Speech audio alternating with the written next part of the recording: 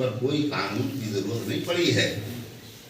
हमारे बच्चों से पूछा जाता है क्या कर रहे हो बाबू, नौकरी हुआ कि नहीं हुआ। अडानी के बच्चे से कोई पूछता है क्या कि नौकरी क्या पढ़े, कितना तक पढ़ाई किया और नौकरी तेरी हुई कि नहीं। सबको पता है कि उसका बच्चा एक बड़ी कंपनी का मालिक है, वो 1000 को नौकरी देगा, उससे कोई नहीं पूछता है। तो आप अगर तरक्की चाहते हैं मानवता का, और अगर ये चाहते हैं कि उनको सारे राइट्स मिले, तो सबसे पहले राइट्स को समझना जरूरी है। राइट्स क्या होता है? रिलीजन का, अलग अलग रिलीजन है दुनिया में, हमारे देश में भी सब तरह के रिलीजन्स हैं। उनके रिलीजियस फ्रीडम को हम इन्फ्रिंज ना करें। हम ये ना कहें कि आप चर्च नहीं जा सकते, आप मस्जिद नहीं जा सकते, आप गुरुद्वारा नहीं जा सकते, या आप इस विधि से अपना काम नहीं कर सकते। फ्रीडम, वो अपने अंदाज में जिए, और कोई अंतर भी नहीं है, कोई फर्क नहीं पड़ता कि कौन क्या कर रहा है। यहाँ पर इतने सारे लोग हैं, अलग अलग ढंग से जी रहे होंगे, क्या फर्क पड़ता है इससे। कोई पूजा कर रहा है तो क्या मतलब, कर रहा है, बड़ी खुशी की बात है, प्रसाद खाने पहुंच जाएंगे वहां है? कोई मिलाद कर रहा है तो क्या फर्क पड़ता है, जलेबी खाने चले जाएंगे वहां है?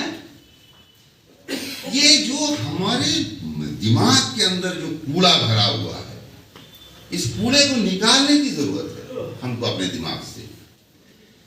हर वक्त आप जो है अपना एक फूल्स पैराडाइज नहीं बना के रख सकते, बेवकूफों की दुनिया आबाद आप नहीं कर सकते। हमने तो पूरी पूरी दुनिया बना ली है बेवकूफों की। इस बेवकूफी को अगर आप रोक नहीं सकते तो कम से कम उसको फॉलो तो ना करें। एक झूठा आदमी है, लोग कहेंगे बड़ा आदमी अगर है तो कहेंगे बड़े अच्छे आदमी हैं। मन से बोल रहे हो, दिल से बोल रहे हो कि अच्छे आदमी हैं।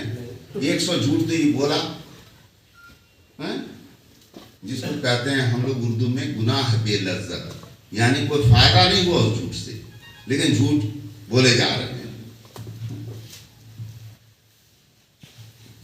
गांधी जी का भले ही कितना क्रिटिसिज्म हो, उन्होंने बहुत बड़ा काम किया था साउथ अफ्रीका में, और वहां से नाम कमा के हमारे देश में भी किया। और उनका एक सबसे बड़ा काम था कि अंग्रेजों की गोली खाने से भी हमको बचा लिया। रास्ता ऐसा चुना, सत्य का, अहिंसा का और नॉन कॉपरेशन का। लोग गोली चलाओगे तो कैसे चलाओगे, हम तो लाठी भी नहीं लिए हुए हैं। नहीं तो कितने जालियाना वाला बाग हो गए होते हिंदुस्तान में, हर गांव हर शहर में हो गया होता। हम उनके कंट्रीब्यूशन को नकार दें, कोई बात नहीं है, नकार सकते हैं। कोई उसको अपने ढंग से देखता है, कोई उसको अपने ढंग से देखता है, लेकिन चीजें हमारे अलग अलग ढंग से देखने से बदल नहीं जाती। चीजें तो वही रहती है, सत्य तो वही रहता है, हमारे देखने का नजरिया उसको अलग अलग ढंग से पेश करता है हमारे सामने। जो मुसलमान भाई वो जानते हैं रसूल का क्या तरीका था, आज हमारा क्या तरीका है। एक आदमी ने कोई बात अगर कह दिया तो तुरंत हम तबला और हारमोनियम लेके बैठ जाते हैं, और कर लो जुगलबंदी, तुम कितना बोल सकते हो, हम कितना बोल सकते हैं। इस जुगलबंदी से आपको कोई फायदा मिलता है क्या? बड़े लोगों को समझना है कि बच्चों को इल्म की कितनी जरूरत है। दूसरी चीज, बड़े लोगों को यह समझना है कि उनके बच्चे मेहनती हैं कि नहीं। हमारे बच्चे क्या कर रहे हैं? एक आदमी ने बड़ा शिकायत किया रांची में कि साहब यहाँ तो ताश उश खेलता रहता है लड़का। हम बोला क्या करेगा, उसके पास भी तो 24 घंटा का समय है, कितना सोएगा। तुमने क्या दिया है उसको?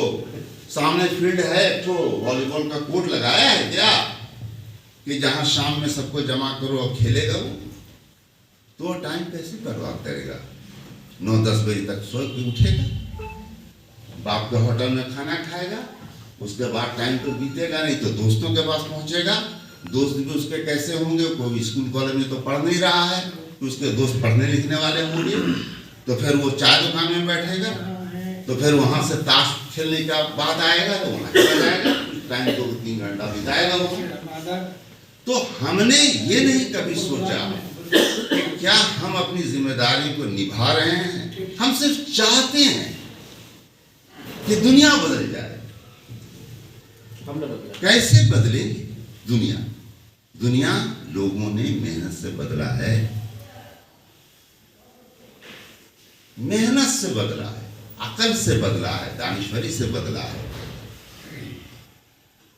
आपके पास वक्त की कोई कमी है क्या? है? आज एक कोई बात हो जाए तो तुरंत रोड पर 10,000 लोग जमा हो जाएंगे, जिंदाबाद मुर्दाबाद। है? कुछ हासिल नहीं होना उससे। आपके पास कानून के रास्ते हैं, उससे कोई मतलब नहीं। आपको इल्म आपके पास है नहीं, दानिश्वरी खत्म हो चुकी है, खलील ज़हन है आप, इखलाक खत्म हो चुका है, समझने की ताकत खत्म हो चुकी है। सिर्फ हम अपने मुफाद और उसमें आई कमियों के बारे में बात करते हैं। हमको ये राइट नहीं मिला, हमको वो राइट नहीं मिला। अरे पढ़ने से कौन रोक रहा है आपको? कोई रोक रहा है क्या? आप अपने बच्चों को स्कूल में दाखिला दिलाएंगे तो 10-20 लोग आएंगे कि नहीं साहब खबरदार जो आपने एडमिशन कराया है। रोक रहा है क्या? रोजे रोजगार से कुछ लोग कभी कभी उल्टा सीधी बात बोल देते हैं, लेकिन आपको मेहनत करने से, रोजगार करने से, पढ़ने से किस चीज से रोक रहा है? कोई किसी को नहीं रोक रहा है। ठीक है, समाज है, बहुत बड़ा समाज है, कभी कभी हो जाता है उल्टा सीधा बात भी, कुछ लोग गलत भी आ जाते हैं सामने, लेकिन आप उसी के बारे में सोचिए। 100 में एक आदमी के बारे में आप सोच करके अपने को परेशान करते हैं, और 99 लोग जो अच्छे हैं उनके बारे में सोचते ही नहीं उसके बारे में। आप ये नहीं सोचते कि उस 1% को भी 99 से 100 कर दें, हम उसमें भी सुधार ला दें। सुधार किस चीज से आएगा? आपके अपनी जिम्मेदारियों से आएगा, आपके अपने व्यवहार से आएगा। तो माइनॉरिटी डे का मतलब अपने अधिकारों, जहां डिस्क्रिमिनेशन आपके साथ हो रहा है, डिस्क्रिमिनेशन अत्याचार हो रहा है, जुल्म हो रहा है ना, वहां आवाज उठाना। और वो आवाज सिर्फ बाहर से नहीं, वो तो आपके सोसाइटी के अंदर भी एक दूसरे से हो रहा है। वहां भी सच को सामने लाना, सच बात बोलना, किसी भी गलत बात की पैरवी या गलत बात को सपोर्ट नहीं करना। इसलिए कि आप जब भी सोचते हैं तो परोपकार जो आप करते हैं, वो परोपकार आप अपने खुद के लिए करते हैं, एक अच्छा माहौल बनाने के लिए करते हैं, ना कि किसी पर आप एहसान करते हैं। तो आज बहुत सारी बातें हो गई माइनॉरिटी के बारे में, जो आप लोगों ने समझ लिया कि मुसलमानों से खाली जुड़ा हुआ चीज नहीं है, ये सबसे जुड़ा हुआ है। जो भी कमजोर हमारे ट्राइबल भाइयों से भी जुड़ा हुआ है ना?